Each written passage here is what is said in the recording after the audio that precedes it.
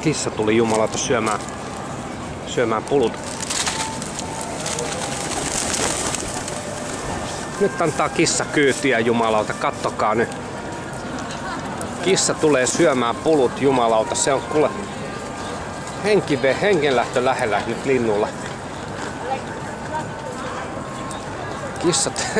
Kissa tulee syömään jumalauta, niin sitten saisi kvikkiä.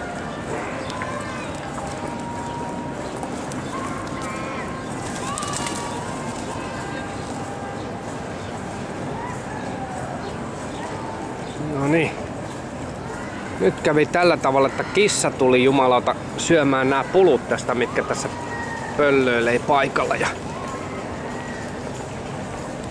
tässä tää tämmönen kissa jumalauta vaan. Nyt kyllä taitaa käydä sillä, että tulee pululle. Hengenlähtö aika lähellä tää, mä en tiedä missä tää. Tästä vaan ilmestyi tää tämmönen kissa tänne paikalle. Ja tää varmaan syö nää pulut tästä kohtaa, et ei tässä mitään. No, nyt zoomi meni vituiksi tästä toisesta kamerasta. Katsotaan, tämmönen komea musta kissa ja näin malli, tähän malli. Täällä aina tapahtuu täällä kauppakeskuksessa yksi päivä, niin yksi päivä se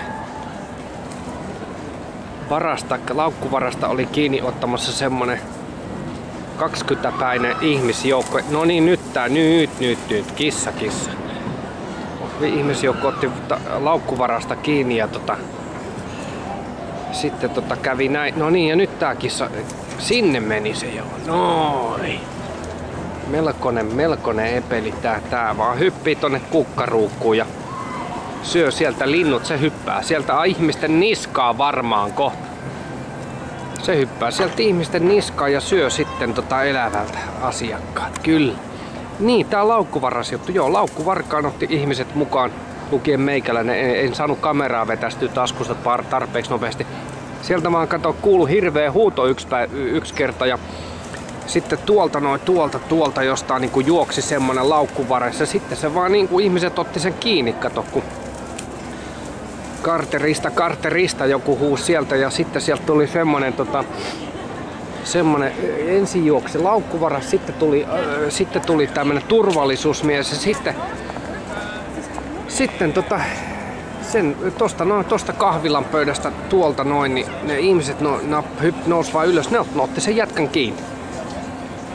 Ei ollut tarpeeksi vikkeellä siihen, se vaan jäi. Ja sitten odotettiin poliisi, että se tuli paikalle ottamaan, pidättiin sen ja vei vankilaan.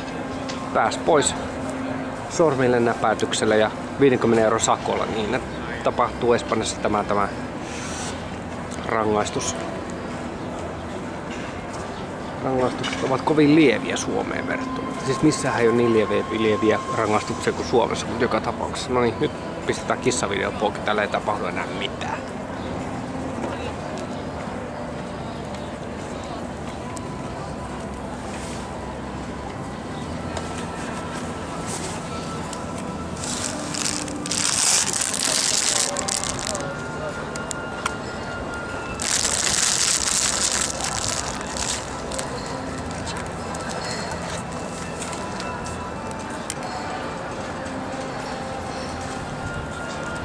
Carrefour Cat, el gato negro del Carrefour.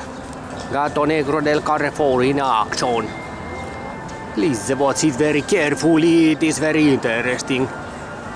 It is going to attack the customer here. Noniin, the end.